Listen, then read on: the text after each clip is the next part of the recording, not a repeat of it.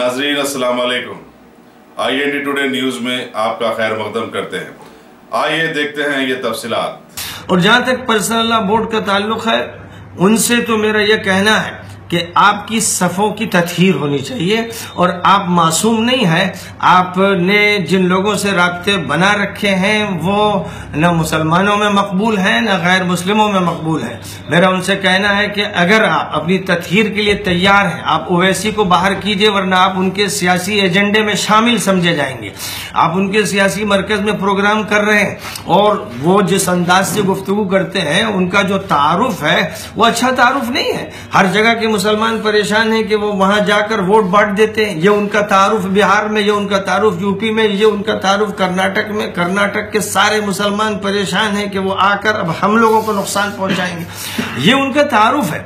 इसलिए मुझे बोर्ड से ये कहना है कि आप ओवैसी साहब को, कमाल फारूकी को, कासिम रसूल इलियास को, यूसुफ मछाला को, जिनका अकीदा रिसालत और नबूवत काबिल कबूल नहीं है, जो भी उनके यहाँ नुक्ता नज़र हैं वो इस्लाम में काबिल कबूल नहीं है, इसलिए इन लोगों को अगर अलग किया जाए तो मैं बोर्ड में वापस आ सकता हूँ। और बोर्ड को इसकी ज़रूरत नहीं ना, मुझे इसकी ज़रूरत है। लेकिन बहरहाल मेरा मुतालबा है कि इन लोगों को अलहदा किया जाए, तत्हीर बोर्ड की जाए और बोर्ड में जो कमियां हैं उनको दूर किया जाए और अदालत पर जो बजट खर्च हो रहा है उसको कंट्रोल किया जाए।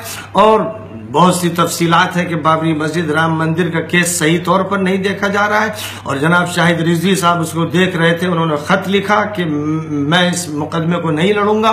बहुत सी तफसीलात हैं तो बोर्ड को अपनी तत्हीर करनी है। अगर बोर्ड इसके लिए तैयार है तो जाहिर है कि मैं 32-33 साल से बोर्ड में हूं और बोर्ड के उतार चढ़ाव को देखा है और लाखों के मजमों को मैंने उस वक्त खिताब किया है जब इस वक्त के मौजूदा लोगों में से कोई नहीं था। तो बहरहाल मेरा बोर्ड से यह कहना है कि अब आप अपनी सफ़ों की तत्हीर कीजिए। मैंने तो आपके हक में ऐलान कर दिया, यानी मौलाना अरशद मदनी और मौलाना सैयद मोहम्मद राबे हसनी जो हमारे बड़े हैं, बुजुर्ग हैं, हमारे गोया पीरो मुर्शिद हैं, मैं इनका ख्याल रखते हुए कि इनको परेशानी न हो यह ऐलान करता हूं कि अब अदालत का इंतजार होगा, नंबर 1। नंबर 2, हमारे एजेंडे से बाबरी मस्जिद, राम मंदिर का इशू खारिज, दीगर जो मसाइल हैं हिंदू, मुस्लिम, सिख, ईसाई भाईचारे के, वो हमारा काम होता रहेगा। वो हमारा मिशन है, वो हमारे दीन का तकाजा है। कुरान और हदीस यही कहते हैं। इसलिए हमें अंबियाई इस मिशन पे कायम रहना है और सबके सामने इस्लाम का सही तारुफ पेश करना है और पूरी इंसानियत को जोड़ने की मुहिम लेकर चलना है, जिसके लिए 8 मार्च को हमारी एक प्रेस कॉन्फ्रेंस बोर्ड के सिलसिले में होगी, जो इंसानियत के मकसद की खातिर कायम किया गया है। उस पर, उस नहज पर काम होगा जिसमें मेंबर होंगे हमारे हिंदू भी, सिख भी, ईसाई भी, बुद्ध भी, जैनी भी। ऐसा कोई बोर्ड अब तक हिंदुस्तान में नहीं कायम किया गया और यह हिल्फुल फजूल की तर्जुमानी है जो नबी पाक अलैहिस्सलाम की एक सुन्नत है। इसको फिर से जिंदा करने की जरूरत है। इसलिए तमाम मुसलमानों से कहता हूं कि अपनी बेचैनी खत्म कीजिए।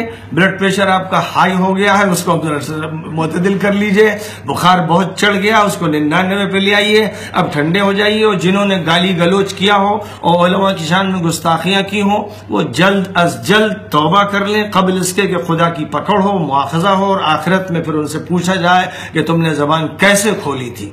इसलिए मैंने हुज्जत कायम करने की खातिर साफ खुलकर आज ये बयान दिया है कि इसके बाद अब मुझे लोगों का रवैया देखना है।